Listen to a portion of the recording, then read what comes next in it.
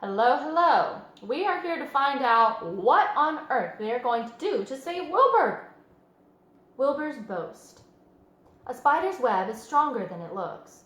Although it is made of thin, delicate strands, a web is not easily broken. However, a web gets torn every day by insects that kick around in it, and a spider must rebuild it when it gets full of holes. Charlotte liked to do her weaving in the late afternoon, and Fern liked to sit nearby and watch. One afternoon, she heard the most interesting conversation and witnessed a strange event. "You have awfully hairy legs, Charlotte," said Wilbur, as the spider busily worked at her task. "My legs are hairy for a good reason," replied Charlotte. "Furthermore, each leg of mine has 7 sections: a coxa, a trochanter, a femur, a patella, a tibia, a metatarsus, and the tarsus." Wilbur sat bolt upright. "You're kidding." "No, I'm not either." "Say those names again. I didn't catch them the first time."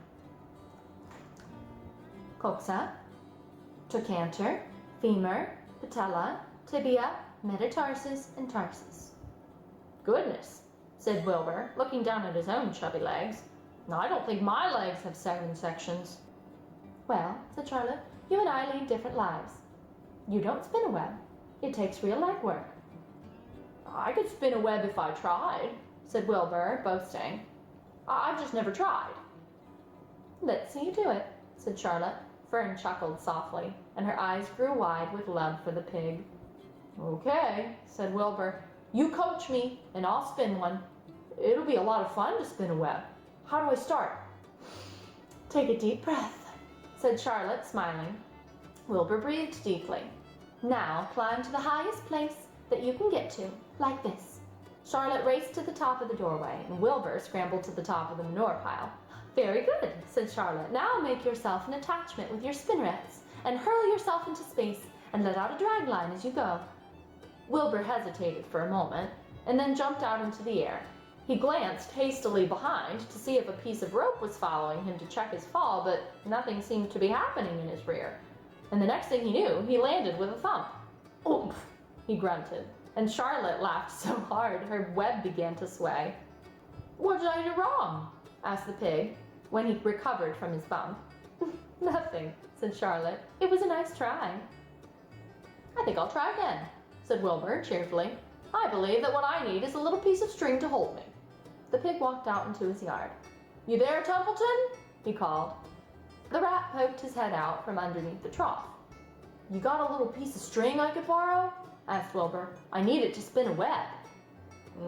"Yes, indeed," replied Templeton, who saved string. "No trouble at all. Anything to oblige." And he crept down into his hole and pushed the goose egg out of the way and returned with an old piece of dirty white string. Wilbur examined it. "It's just the thing," he said.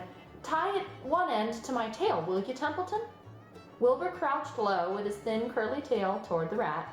Templeton seized the string, passed it around the end of the pig's tail, and tied it 2½ inches. Charlotte watched in delight. Like Fern, she was truly fond of Wilbur, whose smelly pen and stale food attracted flies that she needed. And she was proud to see that he was not a quitter, and was willing to try again to spin a web. While the rat and the spider and the little girl watched, Wilbur climbed again to the top of the manure pile, full of energy and hope. "Everybody watch!" he cried, and summoning all his strength, he threw himself into the air, head first. The string trailed behind him, but as he had neglected to fasten the other end to anything, it didn't really do any good, and Wilbur landed with a thud, crushed and hurt. Tears came to his eyes, and Templeton grinned. Charlotte just sat quietly, and after a bit she spoke. "You can't spin a web, Wilbur, and I advise you to put the idea out of your mind. You lack 2 things needed for spinning a web." "What are they?" asked Wilbur sadly. "You lack a set of spinnerets, and you lack know-how. But cheer up, you don't need a web. Zuckerman supplies you with 3 meals a day. Why should you worry about trapping food?" Wilbur sighed. "You're so much more cleverer and brighter than I am, Charlotte. I guess I was just trying to show off. Serves me right." Templeton untied his string and took it back to his home. Charlotte returned to her weaving. "You needn't feel too badly, Wilbur," she said. "Not many creatures can spin webs. Even men aren't as good at it as spiders, although they think they're pretty good, and they'll try anything. Did you ever hear of the Queensboro Bridge? Wilbur shook his head. Is it a web? Sort of, replied Charlotte. But do you know how many men it took to build it, and how long? It took 8 whole years. My goodness, I would have starved to death waiting that long. I can make a web in a single evening. What do people catch in the Queensboro Bridge? Bugs? Asked Wilbur. No, they don't catch anything, said Charlotte. They just keep trotting back and forth across the bridge, thinking that there's something better on the other side. If they'd hang upside down on the top of the thing and wait quietly, then maybe something good would come along, but no. With men, it's rush, rush, rush every minute. I'm glad I'm a sedentary spider. What does sedentary mean? Asked Wilbur. It means that I sit still for a good part of the time and don't go wandering off all over creation. I know a good thing when I see it, and my web is a good thing. I stay put and wait for what comes. Gives me a chance to think. Well, I'm sort of sedentary myself, I guess, said the pig. I have to hang around here whether I want to or not. You know where I'd really like to be this evening? Where? In a forest, looking for beech nuts and truffles and delectable roots, and pushing leaves aside with my wonderful strong nose, and searching and sniffing along the ground, and smelling and smelling and smelling. You smell just the way you are, remarked the lamb who had just walked in. I can smell you from here. You're the smelliest creature in the place. Wilbur hung his head. His eyes grew wet with tears. Charlotte noticed his embarrassment and spoke sharply to the lamb. Let Wilbur alone, she said. He has a perfect right to smell, considering his surroundings. You're no bundle of sweet peas yourself. Furthermore, you are interrupting a very pleasant conversation. What were we talking about, Wilbur, when we were so rudely interrupted?